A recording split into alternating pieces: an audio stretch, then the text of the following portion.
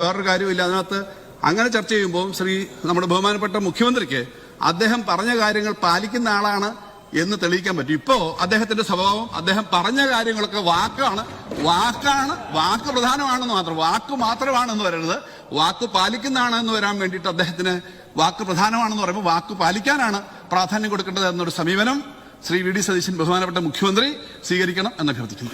മുഖ്യമന്ത്രി സർ, ഇത് സംബന്ധിച്ചിട്ടുള്ള ഇതുവരെയുള്ള വിഷയങ്ങളാണ് ഇവിടെ സൂചിപ്പിച്ചത്. ഇതിനകത്ത് ബഹുമാനപ്പെട്ട ധനകാര്യമന്ത്രി മറുപടി പറഞ്ഞപ്പോൾ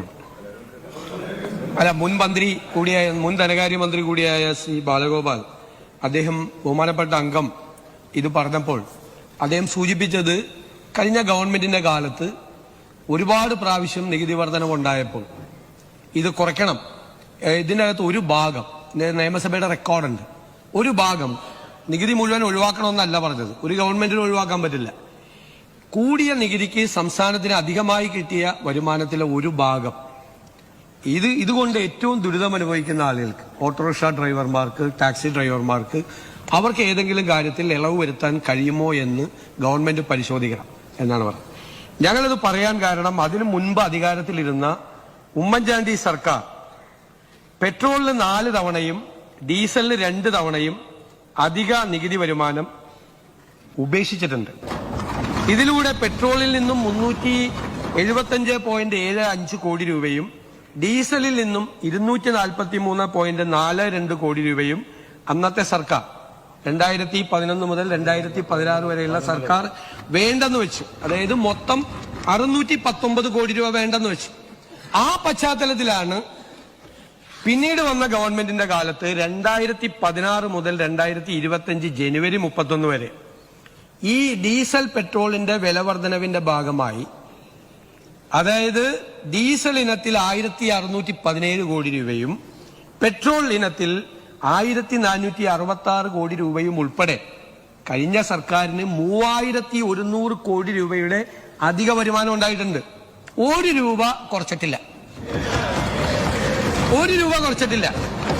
ഞാനിത് അധിക നികുതി വരുമാനം ഉണ്ടായപ്പോൾ അതിൽ നിന്നൊരു തുക, ഒരു പെർസെന്റേജ്, എന്റെ ചെറിയൊരു പെർസെന്റേജ് എടുത്തിട്ട് ടാക്സി ഡ്രൈവർമാരെയും അതുപോലെ ഓട്ടോറിക്ഷ ഡ്രൈവർമാരെ സഹായിക്കണം എന്ന് പറഞ്ഞു. അന്ന് ധനകാര്യമന്ത്രിയായിരുന്ന ശ്രീ തോമസ് ഐസക് പറഞ്ഞ മറുപടി സഭാരേഖകളിലുണ്ട്. അത്തരം മണ്ടത്തരങ്ങൾ ഞങ്ങൾ കാണിക്കില്ല എന്ന് പറഞ്ഞു. നികുതി കുറയ്ക്കുന്ന നികുതി ഇവിടെ ഈ റെക്കോർഡിലുണ്ട്, റെക്കോർഡിൽ എനിക്ക് എന്റെ മനസ്സിലുണ്ട്.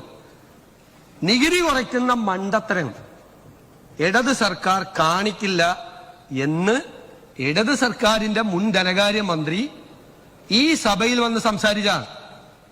അപ്പൊ എന്നോട് മണ്ടത്തരം ചെയ്യാൻ വേണ്ടിയിട്ടാണോ മുൻ ധനകാര്യമന്ത്രി എന്നെ ഇപ്പൊ ഉപദേശിച്ചത്? അതാണ് ചോദ്യം, അതാണ് എന്റെ ചോദ്യം. പിന്നീട് ഇവിടെ പറഞ്ഞു നിത്യോപയോഗ സാധനങ്ങളുടെ വില വർദ്ധിച്ചിട്ടുണ്ട്. നിത്യോപയോഗ സാധനങ്ങളുടെ വില കഴിഞ്ഞ 11 മാസത്തിൽ ഇന്ത്യയിൽ ഏറ്റവും കൂടുതൽ നാണ്യപ്പെരുപ്പമുണ്ടായതും വില വർധനവുണ്ടായ 1ാമത്തെ സംസ്ഥാനം കേരളമാണ്. എന്തുകൊണ്ടാ? മാർക്കറ്റിൽ ഇടപെടുന്ന കാര്യത്തിൽ ദയനീയമായി കഴിഞ്ഞ സർക്കാർ പരാജയപ്പെട്ടു. ഇപ്പൊ പറഞ്ഞല്ലോ ഈ പൈസ എടുത്താൽ കൊടുക്കാൻ പറഞ്ഞല്ലോ, നിങ്ങളുടെ കടം തീർക്കണ്ടേ? 2893 കോടി രൂപ നിങ്ങൾ സിവിൽ സപ്ലൈസ് കോർപ്പറേഷൻ കൊടുക്കാനുണ്ട്. ഞങ്ങൾ ഈ പൈസ എടുത്ത് ഇത് വേണ്ടാന്ന് വെച്ച് കഴിഞ്ഞാൽ വിലക്കയറ്റം നിയന്ത്രിക്കാൻ ഞങ്ങൾ എന്ത് ചെയ്യും? സിവിൽ സപ്ലൈസ് കോർപ്പറേഷൻ ആണ് കേരളത്തിൽ വിലക്കയറ്റം നിയന്ത്രിക്കാൻ മാർക്കറ്റ് ഇന്റർവെൻഷൻ നടത്തേണ്ട ഏജൻസി. ആ മാർക്കറ്റ് ഇന്റർവെൻഷൻ നടത്തേണ്ട ഏജൻസിക്ക് 3000-ഓളം കോടി രൂപ കടമായി കൊടുക്കാനുള്ളത് ബാക്കി വെച്ചിട്ടാണ് പോയത്. ഇവിടുന്ന് കിട്ടുന്നത് 500 കോടി രൂപയാണ്, 500 കോടി രൂപയാണ്. അപ്പൊ ആ പൈസ എടുത്ത് കൊടുത്താൽ നിങ്ങൾ വരുത്തി വെച്ചിരിക്കുന്ന ഈ കട ആര് കൊടുക്കും? ആ കടം കൊടുത്താൽ മാത്രമാണ് സിവിൽ സപ്ലൈസ് കോർപ്പറേഷനും മാർക്കറ്റിൽ ഇടപെട്ട് ഇപ്പൊ ഉണ്ടായിരിക്കുന്ന രൂക്ഷമായ ഈ വിലക്കയറ്റം നിയന്ത്രിക്കാൻ പറ്റുള്ളൂ. ഈ രൂക്ഷമായ വിലക്കയറ്റം നിയന്ത്രിക്കാൻ മാർക്കറ്റിൽ ഇടപെടണ്ടേ? ഇൻഫ്ലേഷണറി പ്രഷർ എന്ന് പറയുന്നത് കേരള ഇക്കോണമിയുടെ മീതെ വർദ്ധിക്കുകയാണ്. നിങ്ങൾക്കറിയാം, ഗൾഫ് യുദ്ധത്തിന്റെ ഭാഗമായിട്ട് റെമിറ്റൻസ് കുറയാണ്. നമ്മുടെ ഇക്കോണമിയുടെ ബാക്ക് ബോൺ എന്ന് പറയുന്നത് ഗൾഫിൽ നിന്ന് വരുന്ന റെമിറ്റൻസ് ആണ്. ആ റെമിറ്റൻസ് ഒരു വശത്ത് കുറയാണ്. യുദ്ധത്തിന്റെ ഭാഗമായി കേന്ദ്ര ഗവൺമെന്റ് അതിന്റെ പേര് പറഞ്ഞ് വലിയ തോതിൽ പാചകവാതകത്തിന്റെയും ഈ പെട്രോളിയം ഉൽപ്പന്നങ്ങളുടെയും വില വർദ്ധിപ്പിച്ചപ്പോൾ നേരത്തെ തന്നെ ഇൻഫ്ലേഷന്റെ കാര്യത്തിൽ, നാണ്യപ്പെരുപ്പത്തിന്റെ കാര്യത്തിൽ 1-ാം സ്ഥാനത്തുണ്ടായിരുന്ന കേരളം വീണ്ടും അത് താങ്ങേണ്ട സ്ഥിതിയാണ്. രൂക്ഷമായ വിലക്കയറ്റത്തിലേക്ക് കേരളം പോകും.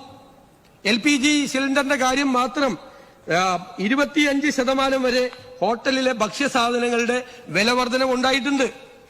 ഞങ്ങൾ ആ കാര്യത്തിൽ അതിശക്തമായിട്ടുള്ള ഇടപെടലുകൾ ഗവൺമെന്റ് നടത്തുന്നുണ്ട്. തുടർച്ചയായിട്ടുള്ള ഇടപെടലുകളുണ്ട്. ഇൻസ്പെക്ഷൻസ് നടത്തിയിട്ടുണ്ട് ആയിരക്കണക്കിന്. അതുപോലെ ഇറഗുലാരിറ്റീസ്, ഈ സിലിണ്ടർ ഇത് കരിഞ്ചന്തയിലാണ്. യഥാർത്ഥത്തിലുള്ള സിലിണ്ടർ വിതരണം കൃത്യമായി നടന്നാൽ ഒരു സിലിണ്ടർ ക്ഷാമം ഉണ്ടാവില്ല. ഇത് കരിഞ്ചന്തയിലാണ് യഥാർത്ഥത്തിൽ സിലിണ്ടർ നടക്കുന്നത്. അതില് ഇറഗുലാരിറ്റീസ് കണ്ടുപിടിച്ചിട്ടുണ്ട്. ട്രാൻസ്പോർട്ട് സിലിണ്ടർ വാഹനത്തിൽ കൊണ്ടുപോയ അനധികൃതമായി കൊണ്ടുപോയ സിലിണ്ടറുകൾ പിടിച്ചെടുത്തിട്ടുണ്ട്. അതിശക്തമായ നീക്കം, ഈ കരിഞ്ചന്ത തടയുന്നതിന് വേണ്ടിയിട്ടുള്ള അതിശക്തമായ നീക്കം ഈ ഗവൺമെന്റിന്റെ ഭാഗത്തുനിന്ന് ഉണ്ടാകും എന്ന കാര്യത്തിൽ യാതൊരു സംശയവുമില്ല. എല്ലാ തരത്തിലും ഈ ക്രൂഡ് ഓയിലിന്റെ വില, ഈ LPGയുടെ വില വർദ്ധിച്ചത് ഭക്ഷ്യസാധനങ്ങളുടെ വില നിയന്ത്രണത്തിനും ഈ LPG ക്ഷാമം ഉണ്ടാകാതിരിക്കുന്നതിനും വേണ്ടിയിട്ട് ഗവൺമെന്റ് ശക്തമായ നടപടികൾ സ്വീകരിക്കും. ഇനി പെട്രോൾ ഡീസൽ വില വർധന ഏറ്റവും കൂടി നിന്ന സമയത്താണ് സോഷ്യൽ സെക്യൂരിറ്റി പെൻഷന്റെ പേരിൽ അങ്ങ് ധനകാര്യമന്ത്രിയായിരുന്നപ്പോ ഇന്ധന സെസ് 2 രൂപയ്ക്ക് വർദ്ധിപ്പിച്ചു. അല്ല, അങ്ങ് അന്നത്തെ എന്റെ പ്രസംഗം കൂടി ഒന്ന് കോട്ട് ചെയ്യണം. ഞാൻ പറഞ്ഞു ഇത് അപകടമാണ്. ഈ 2 രൂപ ഇപ്പോൾ വില കൂടി നിൽക്കുമ്പോൾ വർദ്ധിച്ചാൽ, കാരണം കേരളം, നമ്മളെല്ലാവരും അറിഞ്ഞിരിക്കേണ്ട കാര്യം, കേരളം ഒരു കൺസ്യൂമർ സ്റ്റേറ്റാണ്. ഉൽപ്പന്നങ്ങൾ കേരളത്തിലേക്ക് അന്യ സംസ്ഥാനങ്ങളിൽ നിന്ന് ഏറ്റവും ലോങ് ഡിസ്റ്റൻസ് ട്രാവൽ ചെയ്ത് വരുന്ന ട്രക്കുകളിലാണ് വരുന്നത്. ഡീസലാണ്. പെട്രോളിനെക്കാളും കൂടുതൽ കൺസംഷൻ നടക്കുന്നത് ഡീസലാണ്. ഡീസൽ കൺസംഷനാണ്. ആ ഡീസൽ കൺസംഷൻ മാഹിയിൽ വരുമ്പോ വേറെ വില, തമിഴ്നാട് അതിർത്തിയിൽ വരുമ്പോ വേറെ വില, കർണാടക അതിർത്തിയിൽ വരുമ്പോ വേറെ വില. വലിയ വില വ്യത്യാസം കേരളത്തിൽ ഉണ്ടാവുമ്പോൾ എന്ത് ചെയ്യും? ഈ ട്രക്കുകൾ അവര് ഫുൾ ലോഡ് സംസ്ഥാന അതിർത്തിയിൽ നിന്ന് ഫില്ല് ചെയ്തിട്ട് വരും, ഫുൾ ലോഡ്. അപ്പൊ ഞാനൊന്ന് പറഞ്ഞു, ഇതിന്റെ നിങ്ങൾ ഈ 2 രൂപ കൂട്ടിയപ്പോൾ നിങ്ങൾക്ക് ഒരുപാട് നികുതി നഷ്ടം ഉണ്ടാവും. കാരണം ഡീസലിന്റെ കൺസംഷൻ കുറയും എന്ന് പറഞ്ഞു. അന്ന് അങ്ങ് പരിഹസിച്ചൊന്നും ഞാൻ പറയില്ല,